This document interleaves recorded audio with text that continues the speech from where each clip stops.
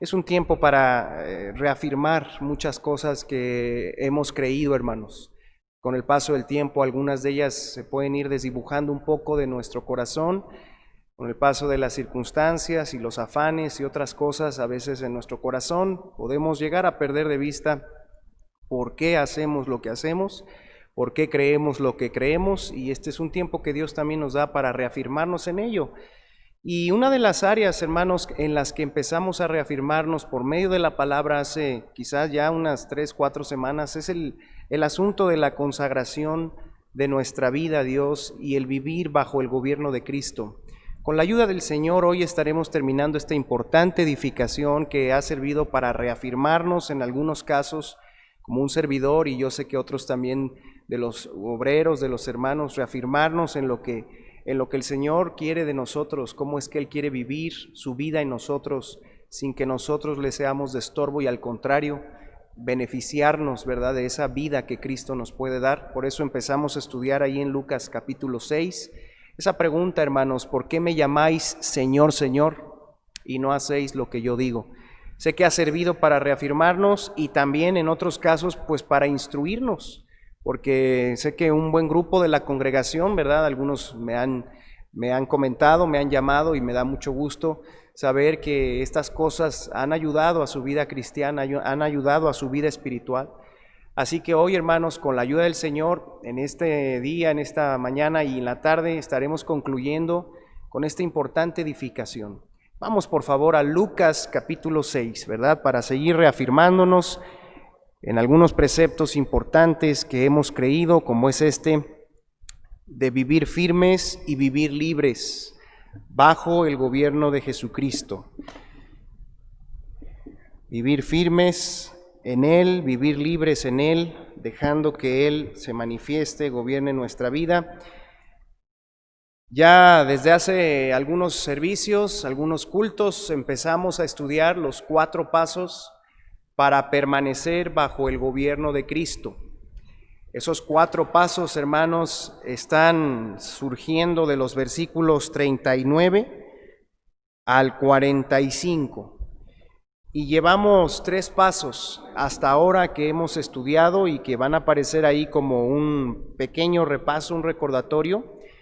Ya estuvimos viendo la importancia primero, ¿verdad?, de lo que es el señorío de Cristo, la necesidad de vivir así, pero entramos después a lo que es la permanencia, y en estos 4 pasos vimos, del versículo 39, vimos el primer paso, hermanos, que aparece ahí, que dice así.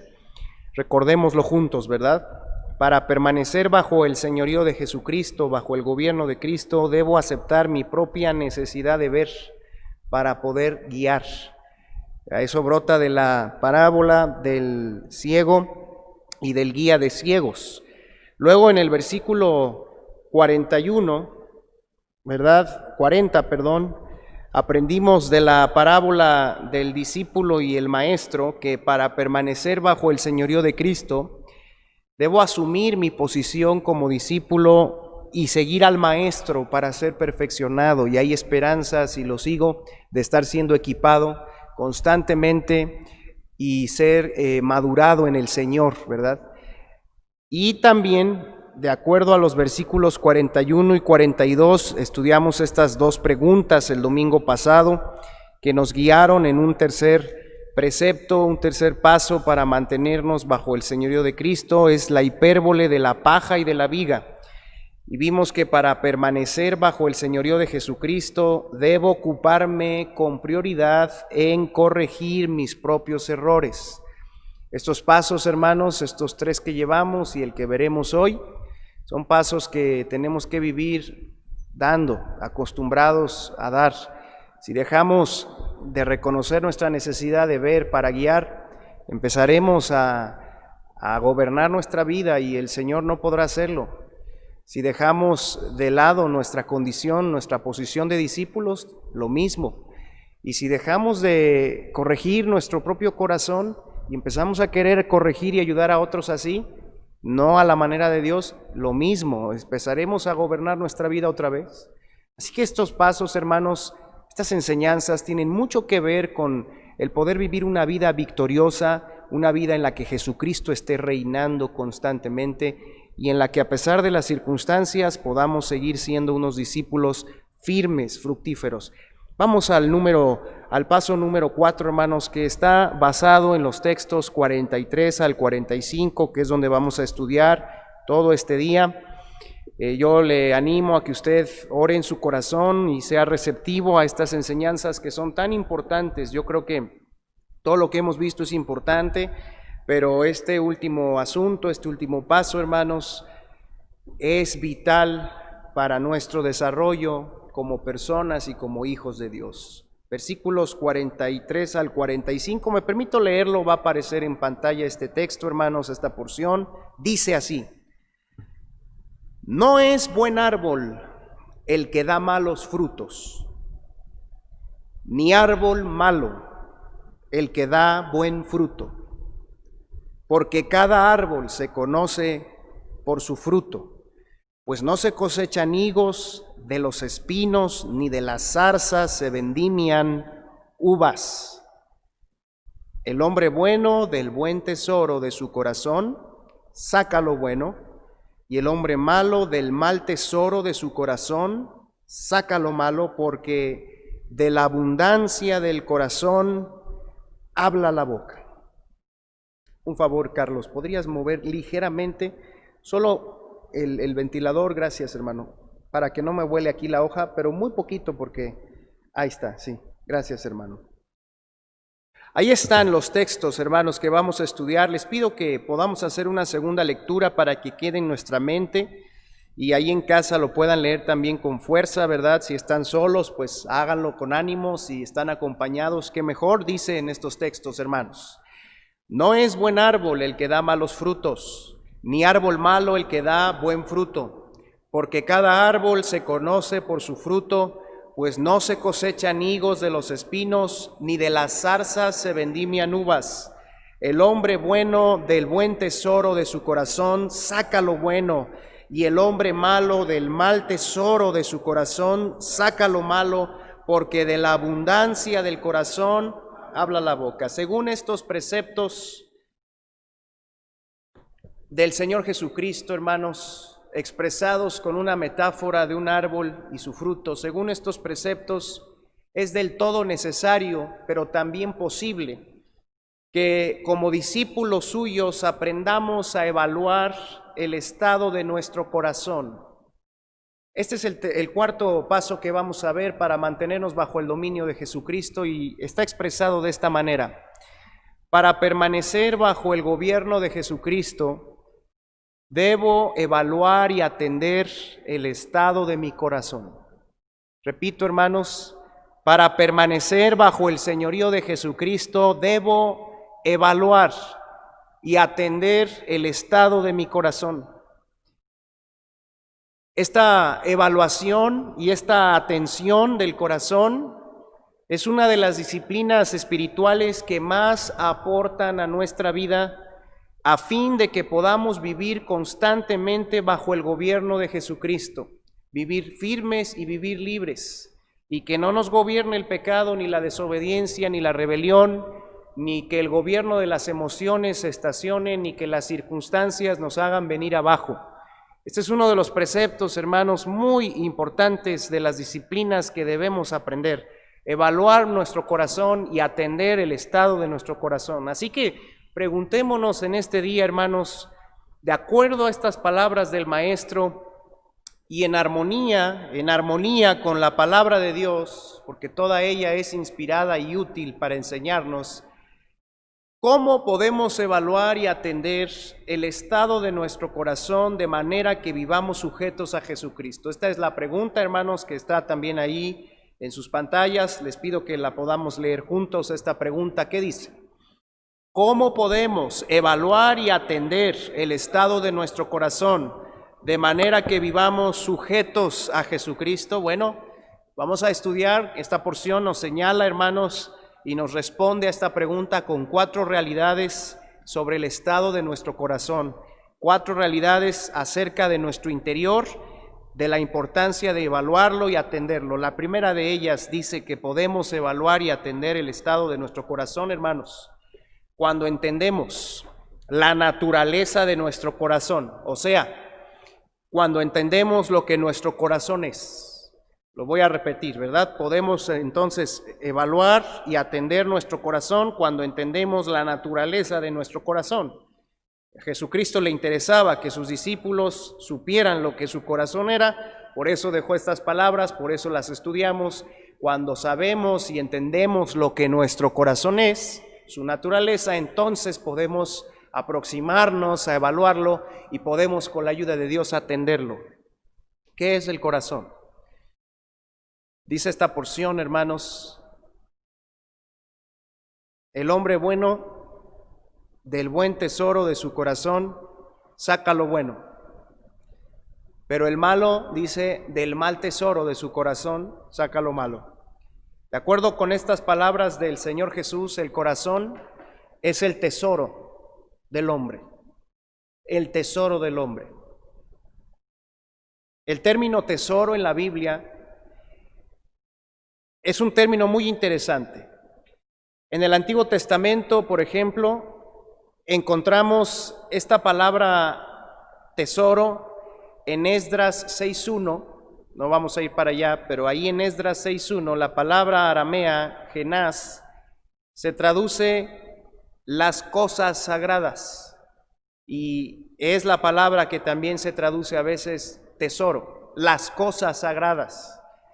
Hay otra palabra también que aparece en varias partes del Antiguo Testamento, como en Génesis 43:23, cuando José, gobernando Egipto, te acordarás, envió a sus hermanos con una copa de oro en los costales. ¿Te acuerdas de eso? Cuando se fueron, regresaron con su padre Jacob y les metió ahí algunas cosas, ¿verdad? Y su dinero también en los costales. Y bueno, esa palabra que aparece ahí, matmón, significa almacén secreto y se traduce también tesoro. De manera que en el Antiguo Testamento tesoro es las cosas guardadas y un almacén secreto. En el Nuevo Testamento, por ejemplo, 3 términos se usan para hablar de un tesoro. Gaza, una palabra de origen persa, se compone con otro término y da pie a hablar de un tesorero, como ese que en Hechos 8 guardaba los tesoros de la reina de Candace, la reina de Etiopía. Dice que él era el tesorero, el guarda del tesoro. Otra palabra también se traduce del término griego corbanas y quiere decir tesoro de las ofrendas o tesorería. Y por implicación esa palabra tesoro también quiere decir lo que es consagrado, lo que se da para Dios, lo consagrado, ¿verdad? Por eso desde antes de Jesucristo existía el famoso alfolí, ¿verdad? Que eran unos graneros, eran unas cámaras donde se metían las ofrendas, porque las ofrendas antes no eran como ahora el dinero que ganamos, ¿verdad? Estaban expresados los diezmos en animales, en grano, en hortalizas, en muchas cosas que los israelitas iban ganando y apartaban el diezmo de 10 zanahorias, si fueran zanahorias, una para el Señor, ¿verdad? De 10 granos de eneldo, porque hasta eso diezmaban, uno para el Señor. Y el contenedor donde se metían, el cuarto donde estaban, era el tesoro, la tesorería. Y esta palabra que aparece aquí en Lucas, hermanos, es la palabra griega tesauros. De ahí viene tesoro, tesauros, y significa literalmente un depósito, un lugar donde se guarda algo valioso, un depósito. Así que tesoro en la palabra de Dios se refiere a un depósito. De manera que el tesoro del corazón es ese depósito. Y como en cualquier lugar donde se deposita algo que atesoramos, que guardamos, pues también en el corazón se atesoran, se guardan cosas que consideramos valiosas, que consideramos importantes y agradables, ¿verdad? Si una persona tiene por ahí una bodega o tiene una caja fuerte o en el banco tiene un espacio ahí, una urna para meter cosas, no va a meter cualquier cosa, va a meter aquello que considera digno de ser atesorado, guardado, protegido, algo que considera valioso, importante, algo que incluso considera intocable y hasta sagrado, ¿verdad? Hay mamás que tienen su buen tesoro de algunas cositas que les han regalado y esas las tienen, ¿verdad? Si son algunos adornos o algunas otras cosas importantes, tal vez no materialmente, sino de valor emocional, de valor afectivo, las tienen ahí alzaditas, las tienen guardadas, ahí están en el tesoro. Hay una porción en el Nuevo Testamento que dice que un escriba docto en el reino de Dios, un maestro sabio, es como un padre de familia que saca para sus hijos de su tesoro cosas nuevas y cosas viejas. Se refiere a ese cuarto donde el papá compra y guarda, usa y repara y guarda, y de pronto un día va a ese cuarto, ¿verdad? Quiere entretenerse con sus hijos y saca diferentes artículos, diferentes antigüedades, diferentes cosas que compró y no utilizó hace años, pero que ahí está, y las saca para ellos. Un tesoro. Jesucristo dice que nuestro corazón es nuestro tesoro, nuestro depósito. Por otro lado, si analizamos el término, la palabra corazón en la Biblia, vemos que es un término súper abundante, hermanos, súper abundante. Nada más y nada menos aparece en la Escritura 823 veces la palabra corazón y se usa para indicar la parte inmaterial de la persona. Sabemos que el corazón, literalmente hablando, pues es un órgano, ¿verdad? De cierto tamaño que tiene que ver con el inicio de la vida y con el bombeo de la sangre y otras funciones del sistema, ¿cuál es? El sistema circulatorio, ¿verdad? De nuestro cuerpo. Pero ese órgano vital central de nuestro ser, hermanos, es tomado por las Escrituras, es tomado por nuestro Dios para hablarnos generalmente de la parte inmaterial del hombre. No recuerdo ahorita, pero no ubico que en la Biblia, debe haber tal vez, no lo he buscado, se use la palabra corazón de manera literal, ¿verdad? Hablando del corazón, del órgano, no recuerdo. Pero en general la palabra, el término se usa de forma figurada, cientos de veces. ¿Qué quiere decir cada vez que vemos en la Biblia acerca del corazón? A veces se habla del corazón de Dios, a veces se habla del corazón del hombre, a veces se habla del corazón de la tierra. ¿Te acuerdas cuando dijo Jesucristo que Jonás estuvo 3 días, 3 noches en el corazón de la tierra? Bueno, cuando se habla del corazón del hombre, hermanos, se está hablando de la parte inmaterial de su ser. Se está hablando de su interior, de su centro, de lo que el hombre es. El corazón constituye un asiento en donde radican las cosas que nos dan personalidad, que nos definen. Y está muchas veces esta parte inmaterial, este corazón, en contraste con las cosas exteriores que se oyen, se ven, se palpan, como las palabras, las obras, las acciones, o sea, lo externo. En cierta ocasión Dios le dijo al profeta Samuel cuando fue a visitar a la casa de Isaí para escoger rey, y estaba él viendo a uno de los hermanos, al hermano mayor Eliab, y lo vio grande, lo vio apuesto, lo vio con un porte, ¿verdad?, de príncipe, y le dijo Samuel, este es, y Dios le dijo, no mires a su parecer, ni a lo alto de su estatura, porque yo lo desecho, porque Jehová no mira lo que mira el hombre, porque el hombre mira lo que está delante de sus ojos, pero Jehová mira el corazón, lo que hay adentro, lo que no puede ver el hombre, Dios sí lo ve. Y también dice segundo de Crónicas 16:9 que los ojos de Dios contemplan toda la tierra, hermanos. Qué hermosa realidad, para mostrar su poder a favor de los que tienen corazón perfecto para con Él.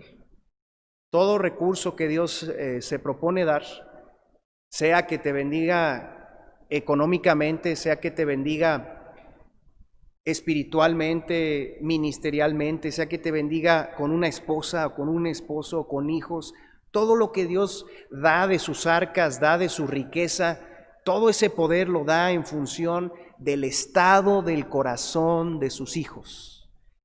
Algunos me han llegado a preguntar eso, ¿verdad? ¿Por qué, hermano, Dios no me bendice de esta manera?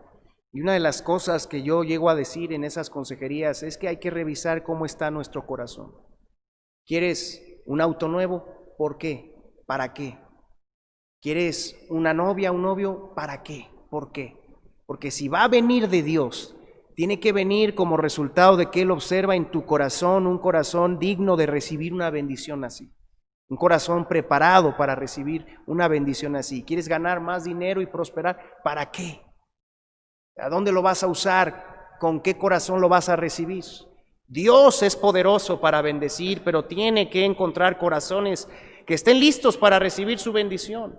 Así que profundizando en lo que es el corazón, hermanos, en la Biblia, vamos a ver lo que es el corazón en la Biblia. Mira, en la Biblia a veces el corazón es el asiento de la parte emocional de la persona, o sea, el alma. Ahí está, hermanos, el alma. Ese es el primer aspecto, la primera definición y el primer asunto que la Biblia trata cuando dice corazón. ¿A qué se refiere corazón? Pues a veces se refiere a la parte emocional, a el alma, a los sentimientos, a los anhelos, a los deseos. Por ejemplo, mira, dice Juan 14:1, ahí va a aparecer también en nuestra pantalla, dice Juan 14:1, no se turbe vuestro corazón, ¿creéis en Dios? Creed también en mí. Dice Jesús, mira, que no se llene tu corazón de turbación, se refiere al alma. Y dice el versículo 27 también de ese mismo capítulo, la paz os dejo, mi paz os doy, yo no os la doy como el mundo la da, no se turbe vuestro corazón ni tenga miedo. El corazón a veces es el alma, hermanos, el asiento de los sentimientos, de las emociones. Por eso se habla de miedo, de turbación, de paz, porque es el área del alma. Y también el capítulo 16 de Juan, versículo 6, todavía más claro nos dice, y es cuando Jesús estaba despidiendo de sus discípulos, dice, antes porque os he dicho estas cosas, tristeza ha llenado vuestro corazón. Tu corazón entonces es un depósito emocional.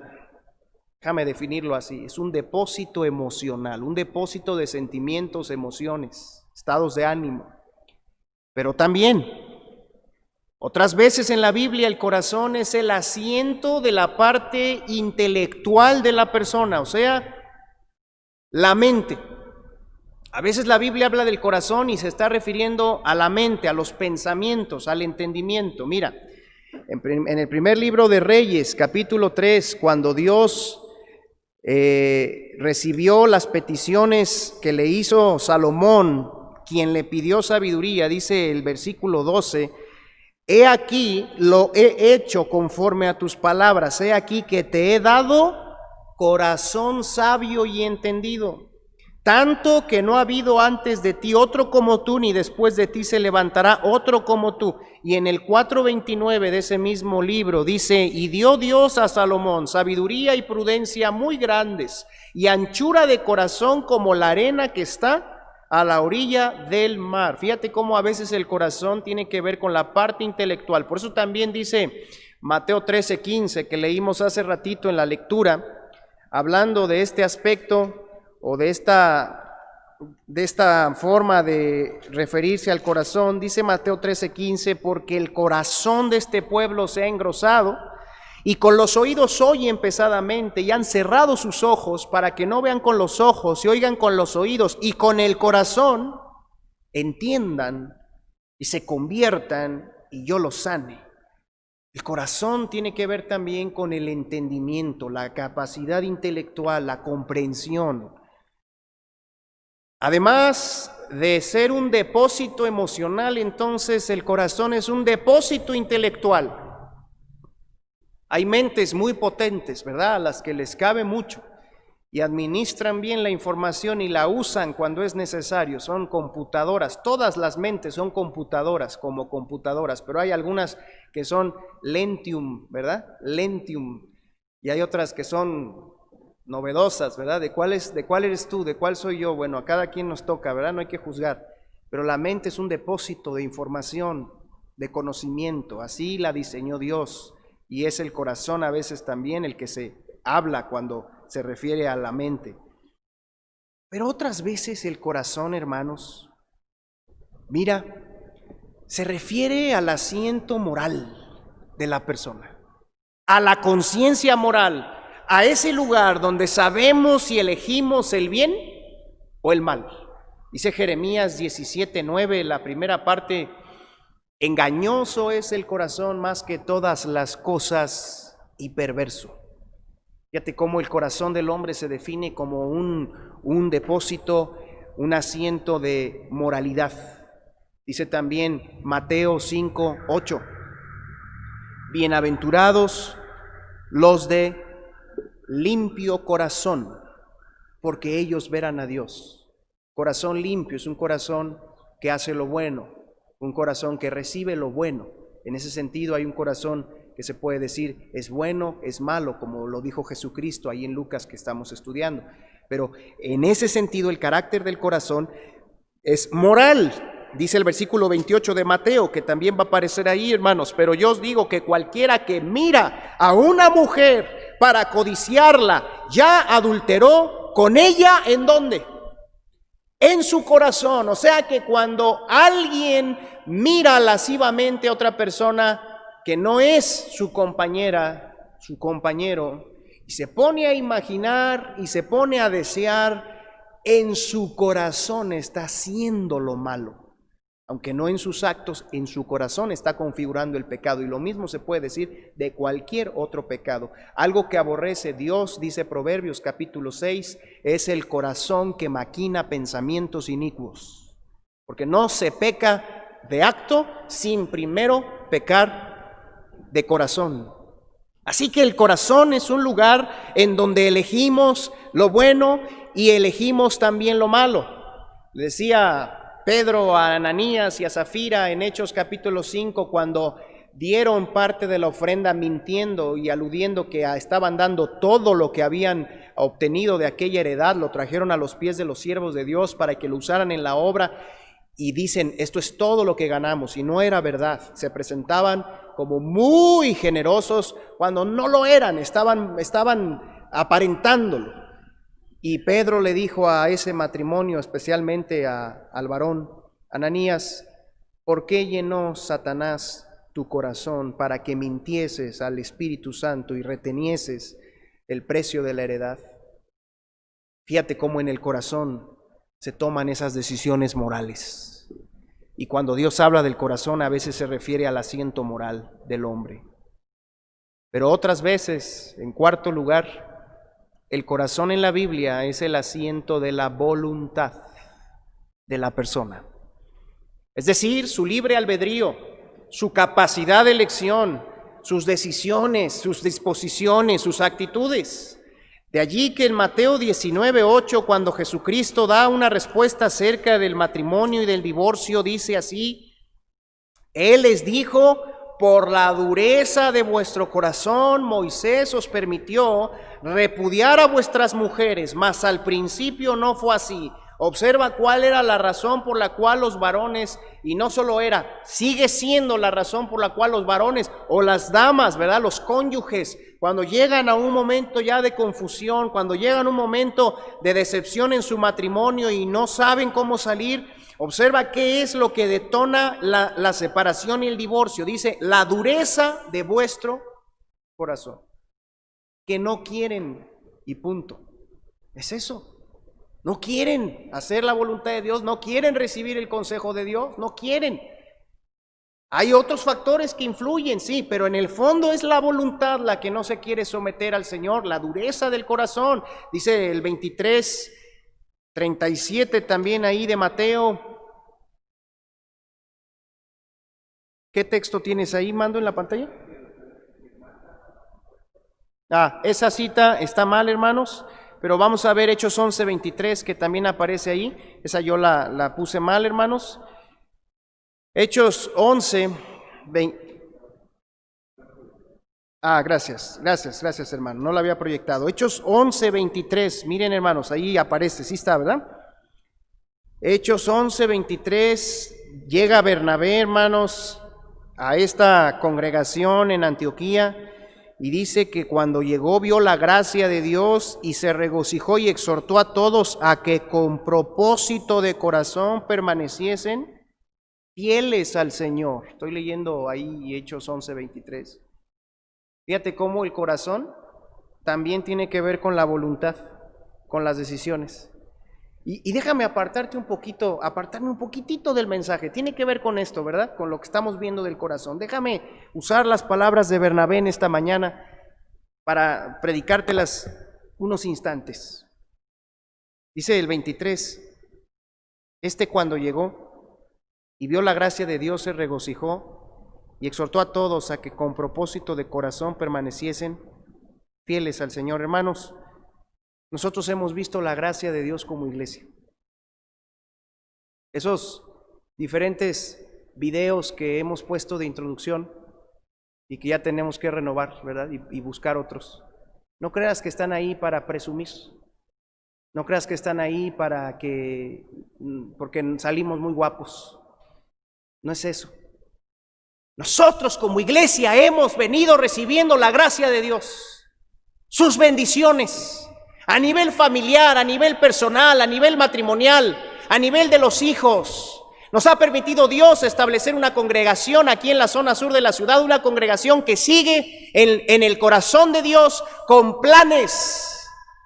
Porque una iglesia es como una lámpara, como un candelero que Dios de su propia voluntad ha encendido y del cual tú y yo somos parte. Y no deberíamos nunca olvidar eso por ninguna circunstancia que dificulta la manera en la que hoy podemos reunirnos.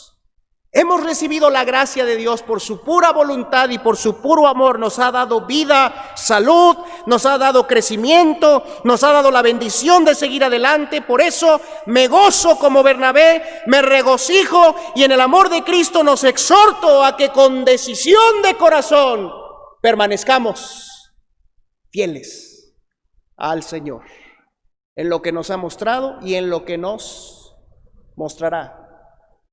Y a que tomemos con esa actitud positiva en Cristo de lo que sea que tenga que venir.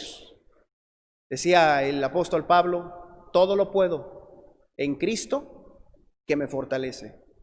Le decía Dios a Abraham, yo soy el Dios todopoderoso, anda delante de mí y sé perfecto.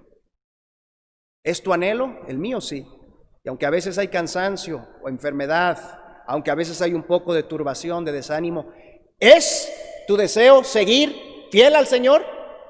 Pero déjame decirlo con la fuerza de lo que estamos hablando, del aspecto del corazón que estamos hablando. Es no solo tu deseo, es tu decisión, porque Dios respalda las decisiones, porque el corazón es el asiento de la voluntad. Y aunque no haya a veces las emociones en armonía con las decisiones, a veces uno no se siente del todo bien, las decisiones están claras, la voluntad está firme, Dios respeta, impulsa eso en el hombre. Así que ahí están los cuatro aspectos, las cuatro partes del hombre a las que Dios se refiere cuando habla del corazón: el alma, la mente, la conciencia y la voluntad. ¿Qué es entonces el corazón, hermanos? Siguiendo estas palabras de Jesucristo que estamos estudiando, el corazón es nuestro tesoro, el depósito donde podemos guardar en términos emocionales, intelectuales, morales y de la voluntad. Es un depósito, es un cofre, es una cámara donde tú y yo podemos meter y de donde también podemos sacar. Y esto es muy importante, el asunto de meter y de sacar del corazón es muy importante para llegar a ser cristianos victoriosos. Jesucristo quiere que entendamos la naturaleza de nuestro corazón. Y es tan importante, hermanos, que dependiendo cómo administremos lo que entra y lo que sale, de eso dependerá mucho, es decir, todo en nuestra vida cristiana, en nuestra vida personal. Y de eso vamos a hablar más adelante cuando estemos explicando acerca de cómo atender nuestro corazón. Pero aquí quiero dejar este punto solamente habiendo aclarado que Jesucristo enseña que nuestro corazón es un depósito en estos cuatro aspectos que no se ven, pero que nos definen: el alma, la mente, el intelecto y la voluntad. Número 2, la porción también nos ayuda a entender la realidad de que podemos evaluar y atender nuestro corazón cuando entendemos la trascendencia de nuestro corazón. Cuando entendemos la trascendencia, ¿verdad? Hablar de trascendencia es hablar de los efectos, es hablar de las consecuencias de lo que hay en nuestro interior. Una de las ilustraciones a lo mejor más claras para hablar de algo que trasciende, ¿verdad? Es el olor de algo, ¿verdad? Y el humo también, que son indetenibles, ¿verdad? Van expandiéndose hasta que ya de pronto se pierden, pero cuando está preparando alguien en casa una olla de algo, ¿verdad? Y de pronto, después de un rato de estar tapadita, cerradita, la abre, ¡pum!, ¿verdad? ¿Cómo huele aquello? Y se llena el olor de la casa. Cuando está uno preparando su café, si es de grano, ¿verdad?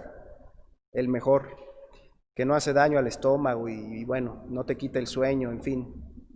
Y por ahí prendes la cafetera o mueles el café o lo que sea. Nico, si me estás oyendo, ¿verdad? Invítame un cafecito pronto, a distancia.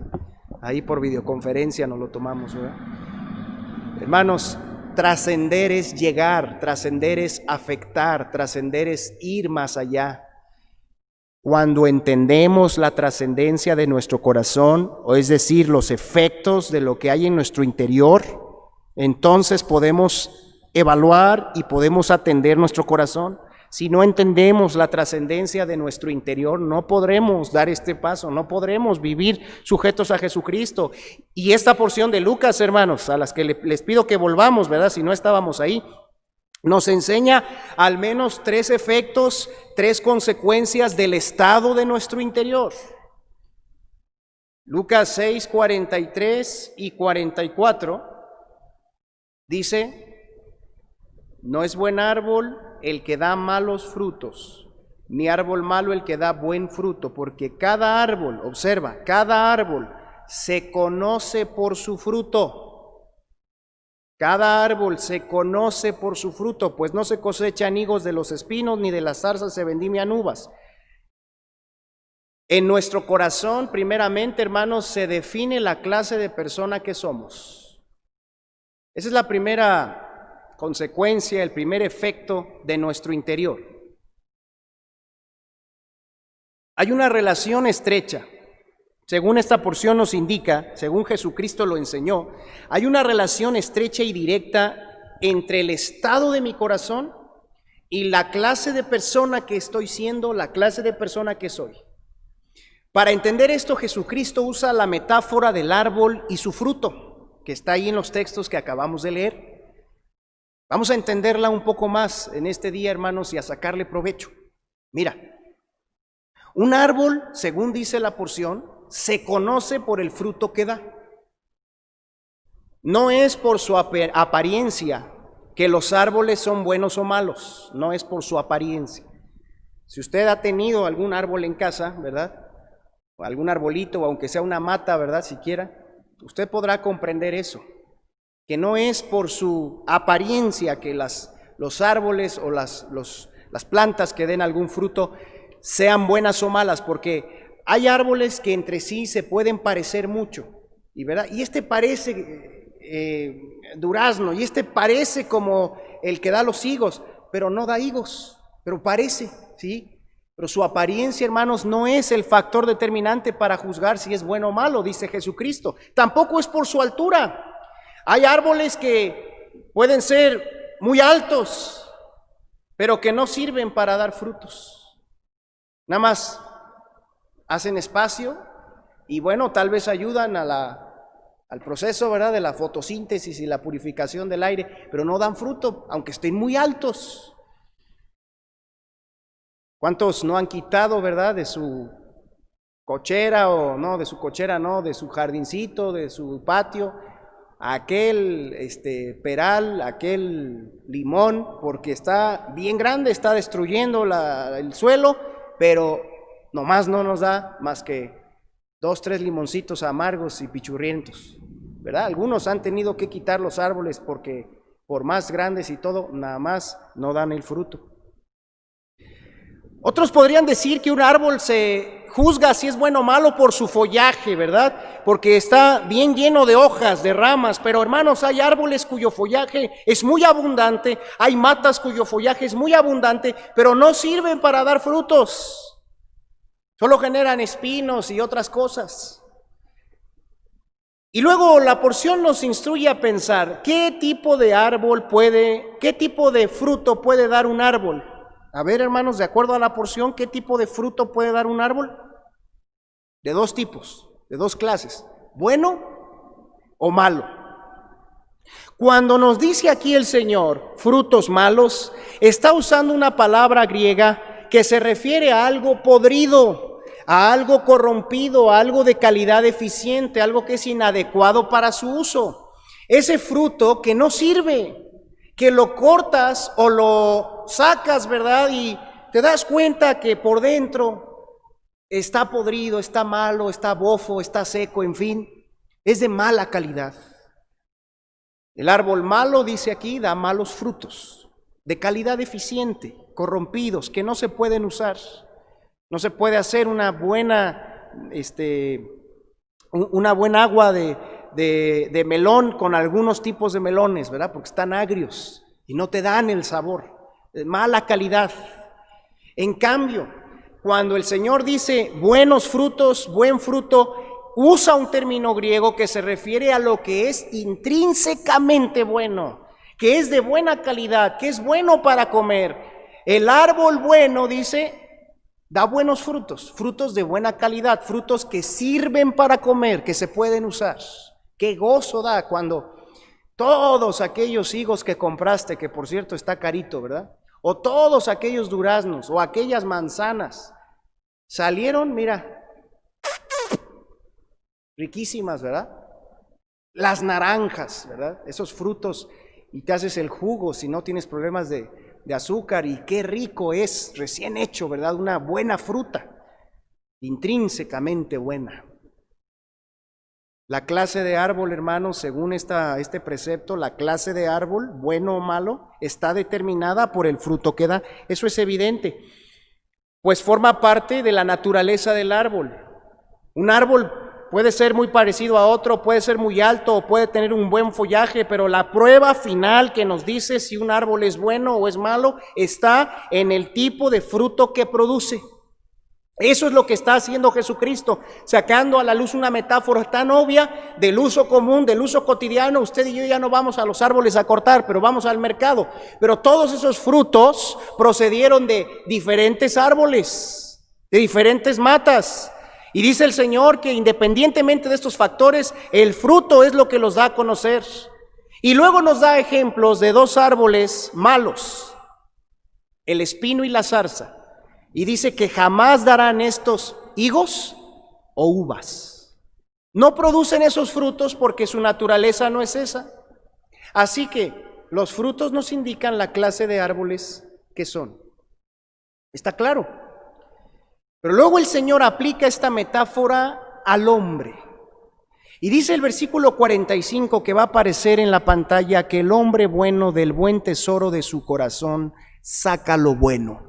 Y que el hombre malo del mal tesoro de su corazón saca lo malo, porque de la abundancia del corazón habla la boca. Termina de explicar la metáfora de los árboles y los frutos y luego lo aplica al hombre. Y usa, interesante, otros términos griegos diferentes. Mira, dice el hombre bueno y usa otra palabra, no es la misma bueno que califica al fruto. Aquí la palabra griega bueno indica bueno, honorable, beneficioso, que agrada a Dios. El hombre bueno, el hombre de bien, quiere decir. Dice que ese hombre se conoce también por lo que sale de él, lo que atesora en su interior y sale de él. Y que también de igual manera el hombre malo se conoce por lo que sale de él. ¿Qué sale del hombre bueno? Dice ahí, lo bueno. Cosas buenas. ¿Qué sale del hombre malo? Dice la porción. Pues lo malo, cosas malas. Cuando habla del hombre malo, usa a Jesucristo una palabra griega, poneros, que habla de un mal, de un malestar que causa dolor y tristeza. Ese hombre malo, dice entonces, se conoce por las cosas malas que hace, por los frutos malos que da, por el malestar que causa en sí mismo y en otros. De modo que, de la misma manera, hermanos, que la naturaleza de un árbol determina la calidad de su fruto, así, dice Jesús, el estado en que se encuentra nuestro corazón define la clase de persona que somos y determina la calidad de los frutos que damos. Nuestro corazón, lo que somos, es siempre el origen de los frutos que producimos. Dice esta porción de Proverbios 23, 6 al 8, hablando de esta misma realidad. Proverbios 23, 6 al 8. No comas pan con el avaro, ni codicies sus manjares, porque cual es su pensamiento en su corazón, tal es él. Come y bebe, te dirá, mas su corazón no está contigo.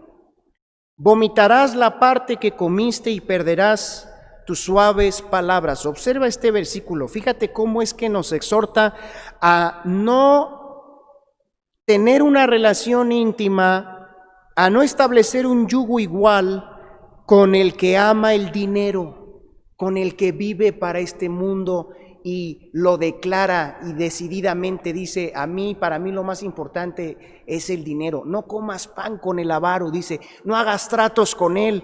Y luego te explica por qué no debes codiciar sus manjares que puede comprar y pagar porque tiene dinero. Dice que porque según su pensamiento, en su corazón, así es él. Lo que hay en su corazón lo define. Aunque no lo dice tal cual, aunque presenta una careta y con sus palabras dice, come, bebe, bienvenido. Dice, come y bebe, te dirá, pero su corazón no está contigo. Dice, ay, este que no gana ni un tercio de lo que yo, este pobre, y no piensa en lo que es una relación de amistad limpia. No piensa en lo que define realmente la felicidad, está cifrando todo en lo que puede obtener de ti. Ese es lo que está enseñando aquí Proverbios. Yo sé que este es otro tema, pero mira qué interesante. De acuerdo a lo que hay en el corazón, así es la persona. Aunque hable y diga otras cosas, su naturaleza no cambia porque su corazón lo define. Y cuando uno se relaciona con personas en base a lo que no son, a lo que dicen ser, en este caso del avaro, dice el 8 que así nos va a ir. Vamos a vomitar esa parte que comimos y perderemos nuestras suaves palabras. Así que, hermanos, la trascendencia de nuestro corazón en primer lugar está en que nuestro corazón define la clase de personas que somos. Si tú quieres aprender a evaluar y atender tu corazón para entonces poder vivir sometido a Jesucristo, necesitas hoy, en este día, con la ayuda de Dios, reconocer, aceptar que de acuerdo a lo que hay dentro de ti, así eres, así seremos, así estamos siendo. En segundo lugar, otro factor de trascendencia, otra manera en la que nuestro corazón trasciende, lo que hay en nuestro interior trasciende. Eso es una ley, hermanos. ¿Cómo afecta lo que hay dentro? Afecta y mucho. Volvemos a ver ahí Lucas 6:45. El hombre bueno del buen tesoro de su corazón, observa, dice ahí, saca lo bueno. Y el malo del mal tesoro, saca lo malo, porque de la abundancia del corazón habla. Esos términos, saca, habla, se refiere al efecto trascendente que siempre ocurre de adentro hacia afuera. Indica que lo que albergamos en nuestro corazón, tarde o temprano, va a salir a la luz de la forma en que nos expresemos. En otras palabras, aquello que expresamos revelará lo que hay en nuestro corazón. Lo que hay adentro va a salir y es inevitable que salga, y inevitablemente cuando salga va a afectar, va a traer consecuencias, aunque a veces Pensemos que lo que hay en nuestro interior, que lo que hay en mí, decimos aquí, está bien seguro y está bien guardadito. Y que es algo inofensivo, que únicamente está bajo mi dominio y que nadie se va a enterar jamás ni me va a causar problemas. No es así, no es así. Es imposible que lo que somos quede para siempre solamente dentro de nosotros. Tarde o temprano saldrá. Profundicemos en esto, hermanos. Mira, es verdad que todos podemos aprender y hemos aprendido, como el avaro, a cuidar nuestras palabras en ciertas situaciones, a expresarnos decentemente ante ciertas personas, a hablar palabras dulces porque así lo esperan los demás, porque así nos conviene o porque así nos educaron. ¿Sí o no? Seamos honestos hoy. Muchas veces no decimos la verdad de lo que somos o estamos pensando ante una situación, circunstancia, porque así nos educaron. Porque consideramos que no nos conviene decirlo, ¿verdad? Domamos nuestra manera de ser y de hablar en ciertas situaciones porque vemos que eso es lo que otros esperan que hagamos. Y no estoy diciendo que sea un error ser personas recatadas, prudentes o educadas. No me refiero a eso, sino que estoy hablando de una careta que nos llegamos a poner en donde no decimos lo que realmente somos y pensamos. Y a veces no lo decimos, hermanos, a veces porque nos da vergüenza, pudiera ser, porque no queremos sacar, dice el dicho, el cobre. ¿De dónde viene ese dicho? Yo creo que de los cables de luz, ¿verdad? Que se ven muy bonitos y son muy inofensivos con la cubierta de color, ¿verdad? Que tienen, pero quítales la cubierta y tócalo, ¿verdad? ¿Qué pasa? Truena el asunto, ¿verdad? Entonces dice, sacaste el cobre.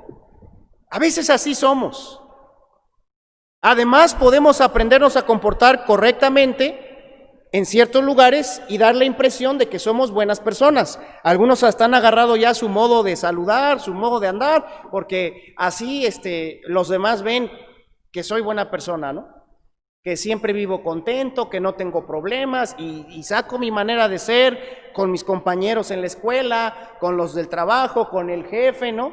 Con el pastor, y ahí estoy. Siempre bien peinado, bien ajuareado y bien sonriente. Bueno, hemos aprendido a veces a comportarnos así, a tomar ese modo. Pero tarde o temprano, hermanos, tarde o temprano, lo que verdaderamente hay en nuestro corazón saldrá a la luz, sale tarde o temprano. Y afecta, ¿sabes? Principalmente a nuestra familia. Afecta principalmente a nuestros amigos. Afecta principalmente a las personas con quienes no tenemos nada que esconder. Con ellos muchas veces sí sale nuestro desánimo, sale nuestro negativismo, con ellos sí sale nuestro materialismo, con ellos sí sale a veces lo que realmente estamos pensando y cómo somos, sale nuestro enojo y otras cosas. A ellos sí les decimos, ¿cómo anhelaría vivir allá y tener esta casa y tener este carro? ¿Y cómo anhelaría esto? Y sale el corazón, la vanidad. A ellos sí se los decimos, porque no hay nada que esconder. Pero estamos delante de otros, o de los creyentes, o del pastor, o de los espirituales. Yo no quiero nada en este mundo, ¿verdad? Y claro que hay un equilibrio en el desear y todo, ¿verdad? No es malo desear ni tener. Estoy hablando del corazón. Tarde o temprano sale y generalmente afecta a las personas más cercanas con las que no tenemos nada que esconder. Y sobre todo, ¿sabes qué afecta y qué daña? Nuestra relación con Dios.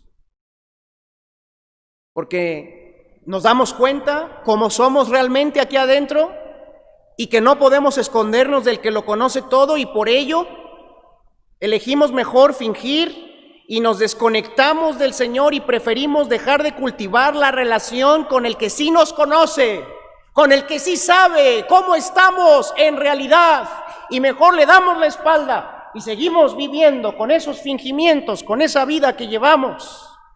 Afecta el estado del corazón a los que más amamos, con los que no tenemos nada que esconder, y afecta nuestra relación con Dios porque le dejamos sabiendo que no estamos siendo auténticos con Él.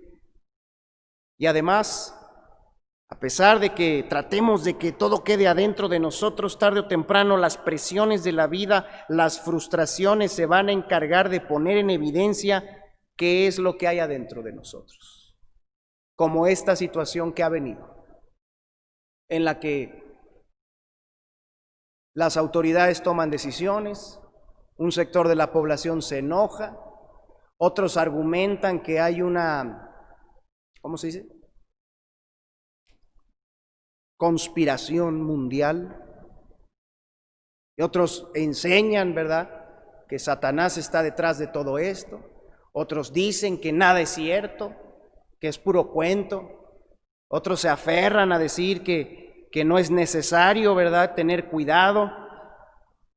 En fin, esta situación pone a prueba el corazón y saca lo que hay, saca la impaciencia que hay, saca la falta de fe que hay en nosotros. Dicen, bueno, aisladitos estamos mejor, saca el individualismo que hay, saca el egoísmo que hay, ¿verdad? Porque sí estamos aislados físicamente, pero nadie nos dijo que nos dejemos de hablar, de apoyar, de buscar, de orar por los demás. Nadie nos ha dicho que nos dejemos de edificar unos a otros. Pero sale, hermanos, a través de las presiones y las frustraciones, lo que realmente hay en nuestro corazón. ¿Cuántos veníamos a congregarnos al templo? Tal vez por costumbre. Y ahora que no podemos ni por costumbre venir, nos damos cuenta y estamos enojados porque no podemos por la costumbre cumplir. Cuando no se trata de eso. La esencia de congregarnos tiene que ver con algo más allá. Y aunque el contacto físico es importante porque también somos cuerpo y necesitamos la mano, la sonrisa, el abrazo, y Dios mediante pronto podamos volver a experimentar eso, en estos momentos se prueba dónde está realmente lo que más nos importa. Sale tarde o temprano. Y ahí, hermanos, al salir, entonces hablamos, actuamos, decidimos, movidos por lo que realmente hay en nuestro corazón, y cuando lo que había era malo, viene el pecado, las consecuencias y las máscaras se caen. Jesucristo enseñó, hermanos, que las cosas encubiertas o escondidas tarde o temprano saldrán a la luz. Lucas 12, 1 al 3 dice así, un precepto que nos debe de llenar de temor de Dios y huir del engaño del mal. Dice, en esto juntándose por millares la multitud, tanto que unos a otros se atropellaban, comenzó a decir a sus discípulos primeramente. Fíjate cómo exhortaba en primer lugar a los que ya lo venían siguiendo. Decía, guardaos de la levadura de los fariseos, que es la hipocresía, porque nada hay encubierto que no haya de descubrirse, ni oculto que no haya de saberse. Por tanto, todo lo que habéis dicho en tinieblas, a la luz se oirá, y lo que habéis hablado en el oído, al oído en los aposentos se proclamará en las azoteas. Lo que dijimos al oído en los aposentos se proclamará en las azoteas. Esto nos debe llenar de temor de Dios, hermanos, amigos que nos están escuchando. ¿Cómo vienes procediendo? ¿Cómo vienes haciendo las cosas? ¿Vienes hablando mal de otros a sus espaldas? Se puede saber, se va a saber. Se va a saber en la presencia de Dios, pero aquí también se llega a saber. ¿Estás tomando un dinero que no es tuyo? ¿Estás robando? ¿Estás brincándote obligaciones que te corresponde pagar? Se va a saber. ¿Estás abusando de algún derecho que tienes? Se va a saber. ¿Estás omitiendo cosas muy importantes en el cuidado de tu vida y de tu matrimonio y de tu familia? Se va a saber. Tarde o temprano se va a saber. ¿Estás escondiendo algo aquí muy preciado que sabes que no está bien? Un amor mórbido por mirar cosas obscenas, se va a saber. Y Dios tiene sus maneras de darlo a conocer a su tiempo para ayudarnos, enseñarnos, reprendernos, moldearnos, en el mejor de los casos. ¿Te acuerdas del pecado de Acán?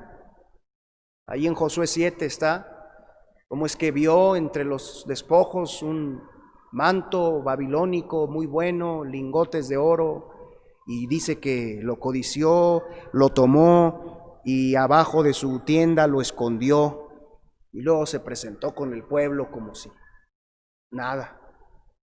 Y en ese tiempo Dios hizo milagrosamente un discernimiento y fue escogiendo por familias, por varones, por casas, y se encontró eso, ¿verdad? Dios lo sacó, porque a Él no se le esconde nada. Así que para evaluar y atender nuestro corazón tenemos que aceptar que lo que hay dentro trasciende y tarde o temprano sale. Y en tercer lugar y último, hermanos, ¿cómo trasciende lo que hay adentro? Bueno, la calidad de mi corazón determina la acción de la palabra de Dios en mí. ¿Me ayudan a repetir ese número 3, hermanos? ¿Qué dice?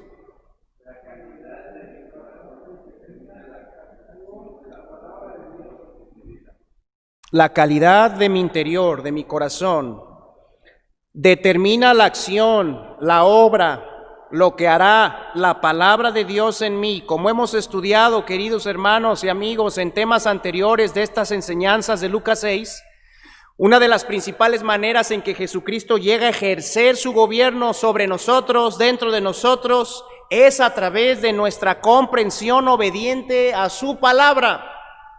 Es a través de la recepción dócil y de la permanencia a la palabra que podemos, ¿te acuerdas? Ver para guiar. Versículo 39, ser perfeccionados o madurados como discípulos. Versículos 40 y 41, ocuparnos de corregir nuestros propios errores para entonces ayudar a la manera de Dios a otros. Versículo 42. Esta es la triple manera que Dios quiere que trascienda la vida de sus hijos. ¿Cómo quiere Dios que tu vida y la mía trasciendan a favor de los demás? Bueno, pues que viviendo controlados por el Señor, tengamos la visión correcta de su camino, ver para guiar. Maduremos a la semejanza del Maestro, discípulos perfeccionados, y ayudemos a otros a quitarse sus pajas, quitándonos nosotros nuestra viga primero, ayudar a otros, servirles a la manera de Dios, por amor, contacto, viendo primero por nosotros, por nuestros errores. Esa es la manera en la que tu vida y la mía, Dios quiere que trascienda. Sin embargo, hermanos, todo eso depende de el efecto que la palabra de Dios está produciendo en nuestros corazones. Por eso, de acuerdo a la parábola del sembrador que se leyó en esta mañana en Mateo 13, pero que también se registra en Lucas 8, miren por favor Lucas 8, 2 capítulos adelante de donde estamos estudiando hoy. Lucas 8, ¿verdad? La parábola del sembrador nos enseña, hermanos, que aquellos en los que la palabra da fruto, los que son buena tierra, los que oyen la palabra, la entienden y la reciben, son los que tienen corazón bueno y recto. Mira, ahí en pantalla va a aparecer y en tu Biblia puedes buscarlo, Lucas 8:15. Mas la que cayó en buena tierra, estos son los que con corazón, ¿qué dice? Bueno y recto, ¿qué hacen? Retienen la palabra oída y dan fruto con perseverancia. Pero mucho cuidado en esto, sobre todo, querido hermano, nuevo creyente, de 2 años o menos en la fe, mucho cuidado. Esto no significa que primero debas de ser una persona buena y recta para entonces recibir la palabra, no, porque si eso significara, estaríamos fuera todos, porque nadie es lo suficientemente bueno y recto, nadie tiene los méritos que Dios necesita para que según uno le llene el ojo a Dios. No está diciendo eso la porción. Ya es que algunos así se descalifican, no, yo primero tengo que ser bueno y recto y luego ya buscaré a Dios. No, lo que Jesucristo está diciendo es que primero tienes que buscar, tienes que querer tener un corazón honesto, un corazón sincero, inclinado a lo bueno, a lo honorable, que tu corazón sea esa buena tierra, blanda, sin piedras, sin malas hierbas, preparada para recibir la semilla de la palabra de Dios. Es la actitud de lo que está hablando el Señor, el corazón, la actitud hacia la palabra. Así es que trasciende y mucho el estado de nuestro corazón con respecto a lo que la palabra de Dios va a hacer en ti y en mí. Si quiero vivir victorioso, creciente, bajo el gobierno de Cristo, necesito un corazón bueno y recto, capaz de recibir la palabra de Dios, un corazón sincero. ¿Es nuestro corazón así? ¿Bueno y recto? ¿Somos transparentes delante de Dios? ¿Somos buena tierra donde la palabra de Dios puede ser entendida, retenida y obedecida? Puede estar sucediendo a algunos de nosotros que estamos oyendo la palabra, y eso es bueno, gracias a Dios, la estamos oyendo. Pero ¿estamos dando frutos de lo que oímos de ella? ¿Estamos produciendo realmente lo que ella quiere hacer en nosotros? ¿Estamos dejando que actúe en nuestra vida?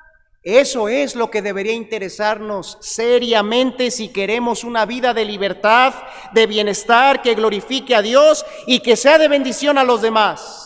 Eso es lo que le interesaba a los apóstoles, que en 2 Tesalonicenses 2:13 le decían a estos hermanos de esta manera.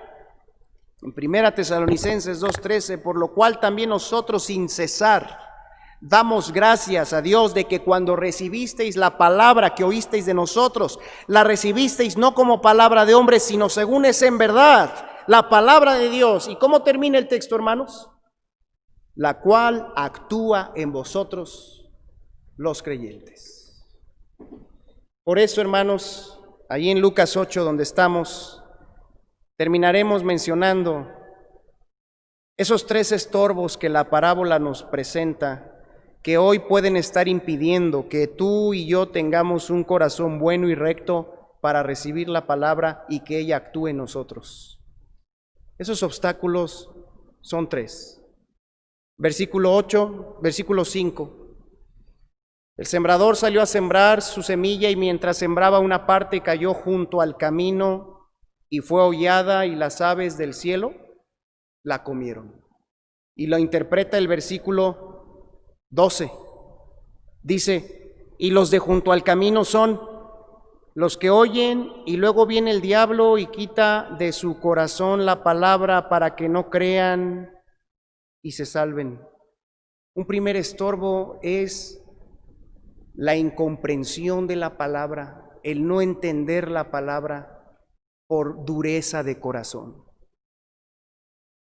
Este estorbo nos impide comprender. Cuando tú eres duro, te aferras a tus propias opiniones, te aferras a tus propias ideas, a que tienes la razón, a que no necesito, a que no es tan importante, y cierras tu corazón y lo endureces, cae la semilla, pero cae como en un terreno duro y no puede esa palabra ser asimilada, y entonces dice que vienen las aves, viene el diablo y se roba lo que oíste. ¿Cuánto de lo que estás oyendo esta mañana estará penetrando realmente al corazón y haciendo lo que Dios quiere en ti?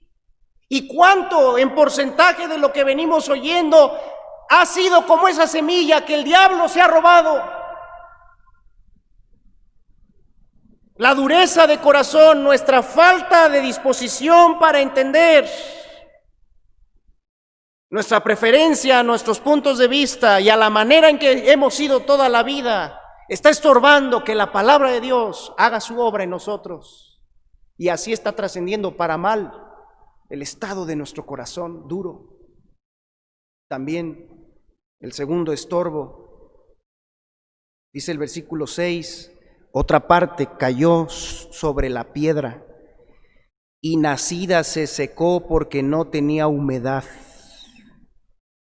En la parábola de Mateo dice que brotó pronto, pero después que salió el sol se secó y porque no tenía raíz murió aquella semilla. Y la interpreta aquí Lucas 8:13, los de sobre la piedra son los que habiendo oído, reciben la palabra con gozo, pero estos no tienen raíces, creen por algún tiempo y en el tiempo de la prueba se apartan.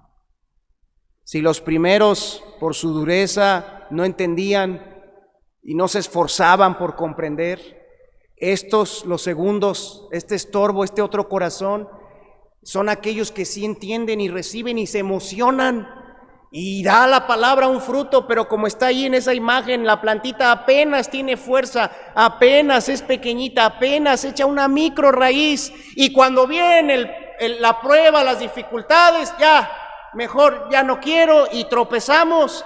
Eso se llama un corazón superficial. Un corazón, hermanos, que no está dispuesto a tomar en serio la verdad de Dios y llevarla hasta lo profundo, hasta donde llegue Dios con eso en mi vida, hasta allá iré.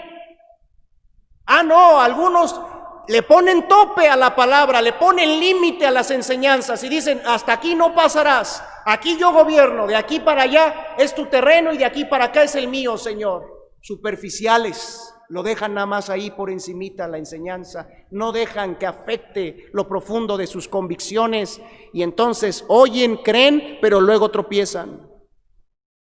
Y en tercer lugar, dice el 7, otra parte cayó entre espinos y los espinos que nacieron juntamente con ella la ahogaron.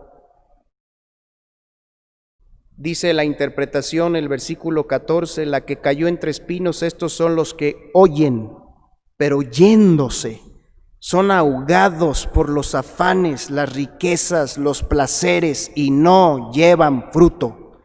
Y también otra porción añade las codicias. Este estorbo es la distracción en las cosas del mundo.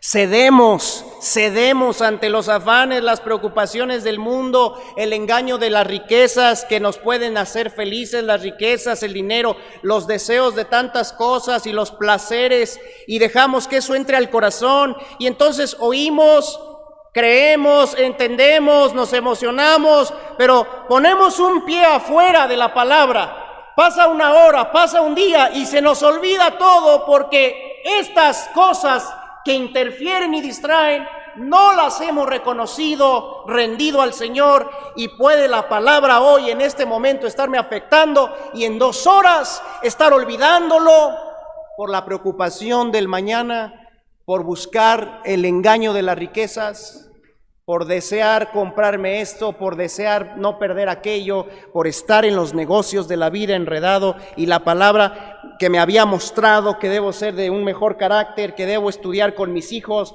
que debo profundizar un tema, que debo empezar a leer los proverbios, la palabra que me había mostrado que debo capacitarme, que debo obedecer mi llamamiento, tantas cosas, no puede ir más allá porque el corazón está distraído. Hermanos, estamos dejando que la palabra de Dios produzca su fruto en nosotros.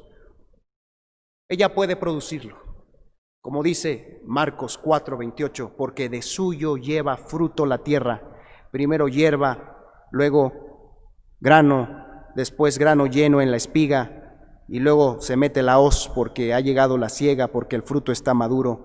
Dice Hebreos 4:12 que la palabra es viva y eficaz. ¿Estamos dejando que la palabra obre en nosotros?